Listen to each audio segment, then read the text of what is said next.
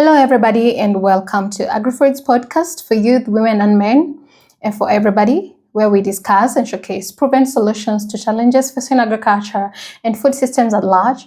My name is Harriet Mawia. Thank you so much for stopping by, and thank you so much for subscribing and as well for sharing our content. If you have not, please feel free to do so and become part of the community where we discuss these issues.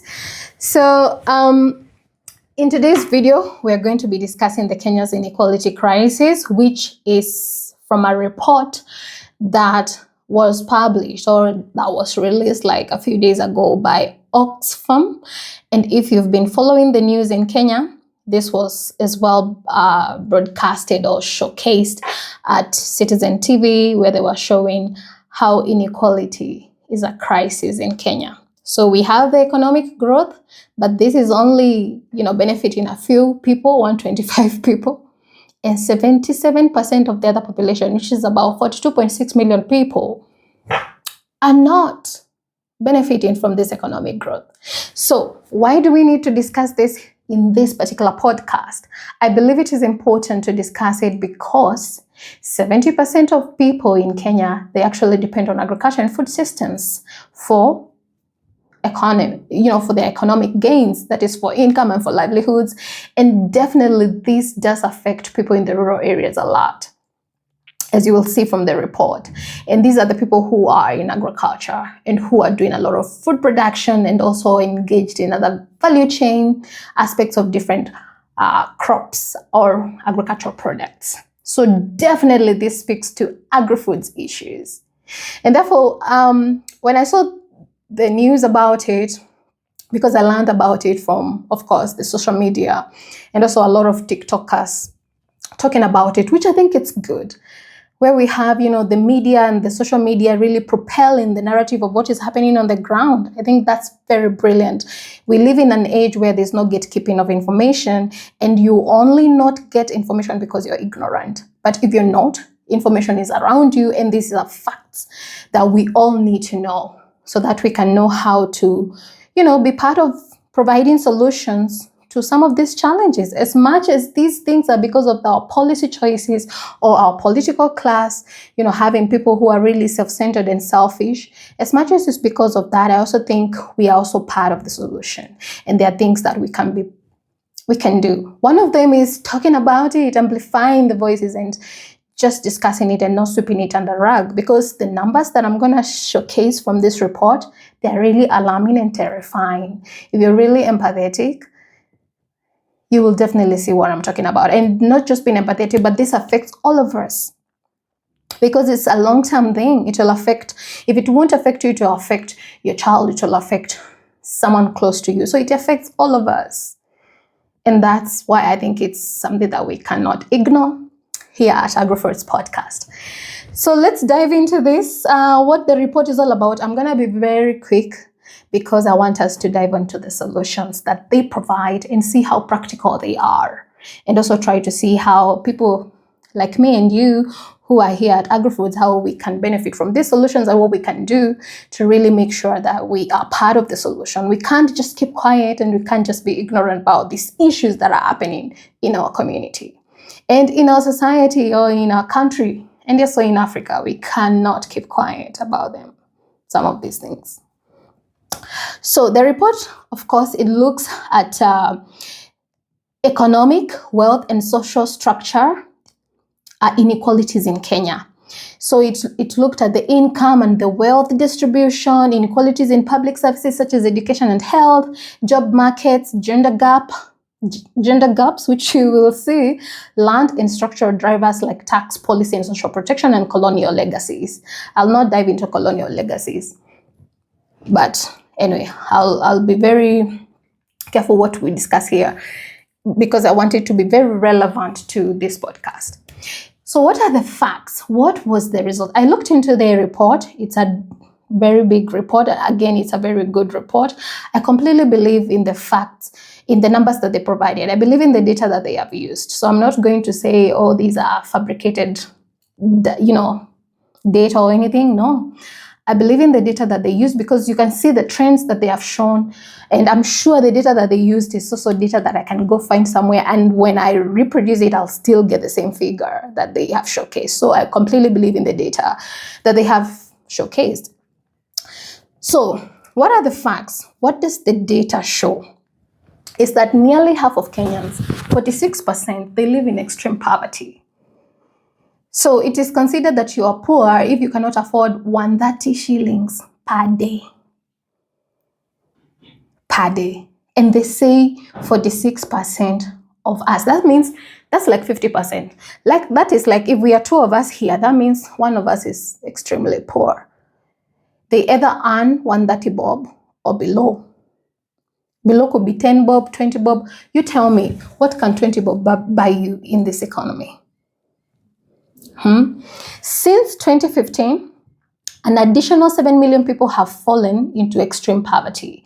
And that is a 37% increase in poverty rate.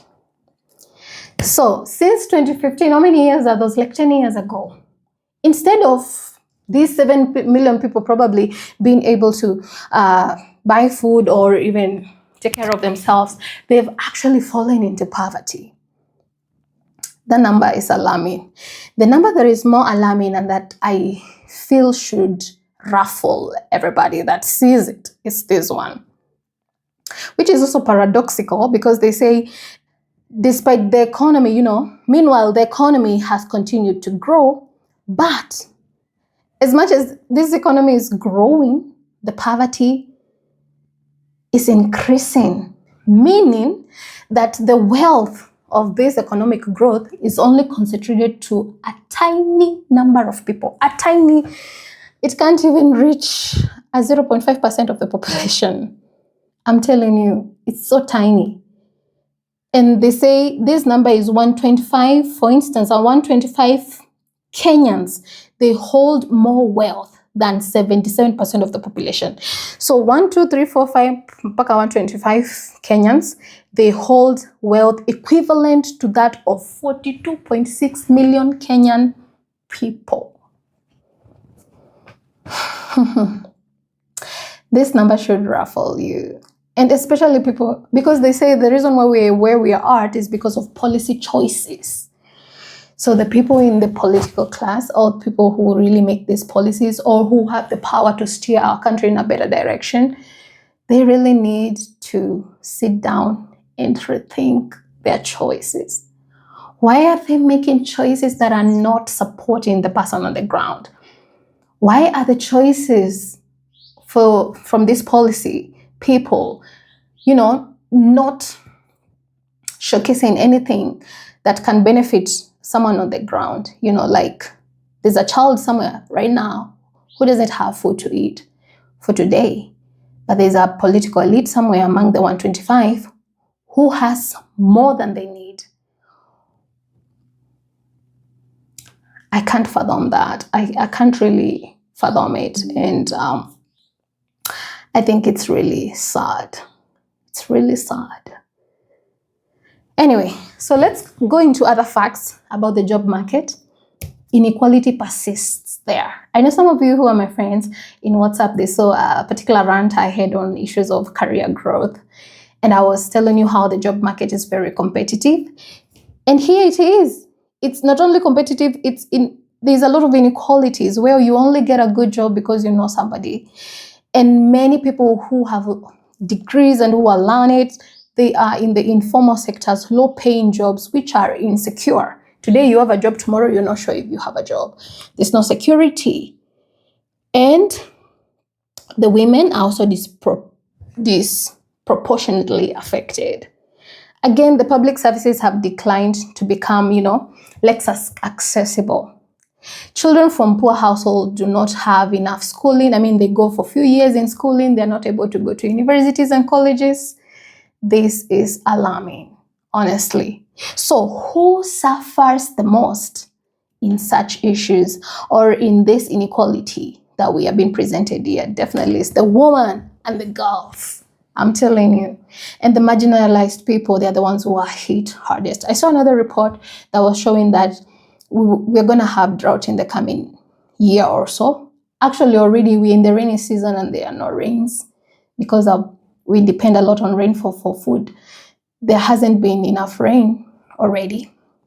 So definitely this speaks into the next year, how the food situation is going to be. There are people already predicting that we're going to have drought in Somali and in parts of Kenya which are marginalized close to Somali. And I'm sure even in many households in Kenya at large, we're going to have issues of food insecurity and drought.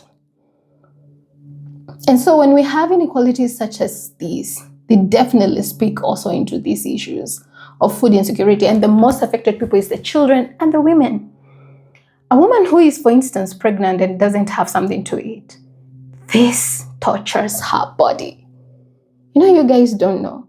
Some of us have been pregnant, and I know you can attest to what I'm saying. When you're really pregnant and you're hungry, you know how much your body really, it's under torture. Now imagine a woman somewhere. For you, maybe you have a snack, you have a banana in your bag. Remember a woman somewhere who cannot even see that banana, who doesn't even know where to get water to drink, and probably they're pregnant. So these are the women who are mostly affected by some of these issues, and that's why these topics are really close to my heart, because not only can I be empathetic about them, I'm thinking about all these people who really want to drive solutions to the ground, to such people. What can we do? How can we support our women and girls because of all these things? And again, this also it stems into the inequalities on, asset ownership, land, something we have discussed here over and over in this podcast. Payment, gender pay gap, unpaid care work as well, limited access to quality education and health care. Some of these women don't even know what is health insurance. They do not even have that health care because, first of all, they don't even have the money to afford it. And the health care facilities that are around them, they do not have the equipment that they should have. They do not have the professionals that should be there. First of all, those professionals are paid lowly. There are no infrastructure. These are problems that we need solutions and that we have solutions for. If only we were a bit empathetic, a bit solution-oriented, if only we were a bit selfless. I don't need to have a fancy suit of, 30,000 shilling when there's someone out there who cannot even afford food to eat. If I'm in the political class and that's what I'm doing, it doesn't add up. It doesn't make sense. Again, another person who suffers the most is the people living in the informal settlements. In Nairobi how we have a lot of informal settlements, not just in Nairobi, but also in the rural areas as well. So why does this matter? Why am I discussing this? I already gave a little bit of justification because I know most of the people who are affected by these inequalities are in the agriculture sector or in the agri-foods. And why this matters is because the more we have inequality, this will undermine our poverty reduction efforts. So no matter how much we'll try to provide solutions for poverty reduction, as much as we have a lot of inequality happening, we're not going to reduce any poverty. Again, more people actually, in the next year, probably another 7 million people will be under poverty if this is not addressed. It deepens social and economic injustice as well. It affects gender equality and social mobility and access to basic services, basic things, water. We've discussed water in this podcast many times. Inequality definitely affects that. That's why we are like, how come in 2025 we have regions or counties in our country where people have to walk 5 kilometers or 10 kilometers to get water? And these are young women, or even a man. Nobody deserves to go through that. So again, this matters because it threatens the long-term economic stability and democracy. Whatever has happened, for instance, in Tanzania last month, October, is definitely because no matter how much you may try to look at it, it is also because of inequality. When we have people in power who have also economic power, they definitely are able to seize their political power because you can't tell them anything. They're the ones who will come and give you msaada, help of 50 bob because they have already amassed that economic power and they can kill you if you don't want to vote for them. There's no democracy. Anyhow, so these are numbers that are really ruffling. These are numbers that are really troublesome and bothersome. And as much as people will say, oh, it's also like that in USA, it's also like that we have 1% of people. At least there they have 1% who are wealthy or owning whatever wealth. Here it's can't even match a 1%. What is the 1% of our population? You answer that. 125 is not. It's not close to a 1% of our population, for instance. Whatever way we might look at it and console ourselves and tap our backs and be like, we have whatever affordable housing or whatever it has been said that is already working. There's nothing that is working if the person on the ground doesn't have basic needs, doesn't have food, doesn't have shelter, cannot access education, cannot access basic things like health. Health is a basic thing. We all need that. Anyways, so let me dive into the solutions that this report provides or recommends. And feel free to download the report. It's available online. I just Googled it and I was able to download it. It shows you the trends of poverty, trends of wealth, trends of our GDP growth, and just different things, economic indicators on the trends from 1992 all the way to 2021, or is it 2022? So they show you that. And if you're keen, you can see that in some time frames, the poverty rate was actually decreasing. The political class that was there was different. So again, I like the point that they made, that we are here because of the policy choices. And so as much as the solution, of course, is pegged on that policy choice again and the political class, I also feel like we are also part of that. We're also part of the policy thing because we are the ones who put those people in those leadership positions.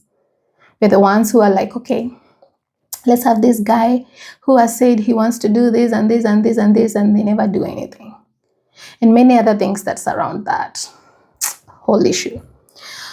But one thing that they propose as a solution is to strengthen the funding of public services. I cannot overemphasize this. We have a lot of public services that are underfunded. Yesterday, I was in a webinar for AU. They were looking at the CADEP Kampala Declaration. And of course, it stood out that despite countries pledging that they will provide 6% of their GDP to, a budget of 6% to agriculture production or to agriculture sector, they never do that. They don't do that. They provide like a 2%, which is very low. It can't support any agriculture revolution or even transformation. And it's the same in all these other sectors, health sector, education sector. Our teachers, they're paid little, nothings, because the public funds, they are not there. They're not provided. Someone might use that fund to travel to somewhere. You've seen a lot of reports that have come up about, 300 billion shillings missing. Person spending, hospitality in whatever state house. A lot of money that can be wired in our public services and in our sectors to support someone in Turkana who currently, as we are talking now, doesn't have food to eat or doesn't even know what their kids will eat today before they sleep. So why can't we be empathetic? Why can't the people in these policy spaces, why can't we have leaders that are empathetic? Why are we selfish? And I'm sure you will say, we can point at them, but trust you me, even if it was you who was a leader, you would do the same. I think it's a society problem where we're very selfish, we're not empathetic, we are very short-sighted, We want to please everybody about what I'm wearing, Why would I buy a suit worth, for instance, 400,000 when that money can support a young girl somewhere's education for the entire Form 1 to Form 4? Why? And so that's why I'm saying these solutions, as much as we are being told is the policy class that has to change, our society has to change. We ourselves have to change. We have to start being empathetic and placing ourselves in situations of other people, because nobody is better than the other. In this world, you're not better than another person just because you're earning more, because you have more money that you've amassed, or wealth that you can't even share with someone next to you. So it's a societal solution. Let's be empathetic. Let's talk about these things. Let's not sweep them under the rug. I like TikTok, if I have mentioned that. Like the way people share all these opinions about different things. There's no gatekeeping about information. No gatekeeping about these things. We call each other out, which is something that I like. And it's a way of, in a way, it strengthens society to really be empathetic and to change and to be selfless. And these are some of the things that I think are part of the solution. All those leaders, they also look like us. We are just like them. So it's all of us to change. All of us. Another thing they propose as a solution is job market reforms. I've been part of a team where I work, where we've been doing research on the changing demographics for young people engaged in food systems and agri-food systems, and trying to look at the trends on how the job market looks like. And the job market has shrunk over and over. That's the trend. That's what it shows. And this is evident also in this report on Kenya's inequality crisis by Oxfam, where, of course, the job market is unequal. There's a lot of inequality there. And therefore, there's a need to have reforms where we create decent formal jobs, support small and medium enterprises. If you're starting a business, I also know how hard and how hostile the environment is to gain any access to finance. I know that. How can we make this more friendly? How can we provide, financial support to people who want to venture into various businesses? How can we ensure decent job and formal jobs for people? Yesterday I was also talking to another lady who cleans where I work, and she was telling me how they have to come very early in the morning and she had pneumonia. Is that a decent job? And even if it's a decent job of cleaning, why not be given those facilities that will enable you not to get pneumonia? I mean, if these things don't really ruffle you, I won't give that example, but there's a need for job market reforms to see a change. The other thing that they mentioned is progressive taxation and redistribution. I'm not sure if this will work, because those people who are wealthy, they're those in the political class, so they're looking after themselves. They will definitely put taxation, but how are we sure that these taxation reforms will be implemented? I don't know. The last thing that they mentioned, these are just my notes. You can go into the report and get more gist of whatever they have pointed out. There's a lot of good information from that report. Land and wealth justice, where we revisit land ownership patterns, ensure equitable access to productive resources, especially for smallholder farmers, women, and marginalized groups. Let's make land available and accessible to smallholder farmers. Let's make land title deed ownership for women easy. Let's have reforms or land ownership patterns that really encourage smallholder farmers to own larger pieces of land so that they can do large-scale farming, and also train them on how to do it. If there are options of leasing land, let's encourage that. I remember seeing someone where I mentioned in a particular stakeholder meeting that we can have leasing of land which is amicable, and somebody said, when the government is providing subsidies, they question people who have leased land, what issues, and I'm like, Seriously. Why? And you're providing a subsidy, you have now to inform someone, to check out someone just because they have leased land. Why? So some of these solutions, we're also the ones who complicate them and make them not be solutions. And I'll tell you something, I like listening to Lynn Ngugi because she nowadays really gives the information like it is, not gatekeeping about these things. And some of the people who are the reason why we're in the same messes that we are in, they're the same people who are benefiting from these systems. So like they want us to go round and round the same mountain with them being able to benefit in their own ways and us not being able to benefit from whatever it is that they propel or that they sell to the masses and to us and to our government. I'm telling you, the solutions have to come from us. Us, we're the owners of the solutions to some of these things. And we don't have to wait for a savior from outside to save us. Anyways, I don't want to talk more. I hope that this was an interesting topic to you. It's a report that has really made me feel some type of a way. And I hope to be able to speak about these solutions and ways in which we can really support our people and provide solutions. Let's end inequality. Let's be empathetic. Share whatever you have with someone. It starts from there. It starts from there. And as well, not sweeping under the rug all these things. Let's question the government. I like people who are very, bold to question some of the government projects and issues.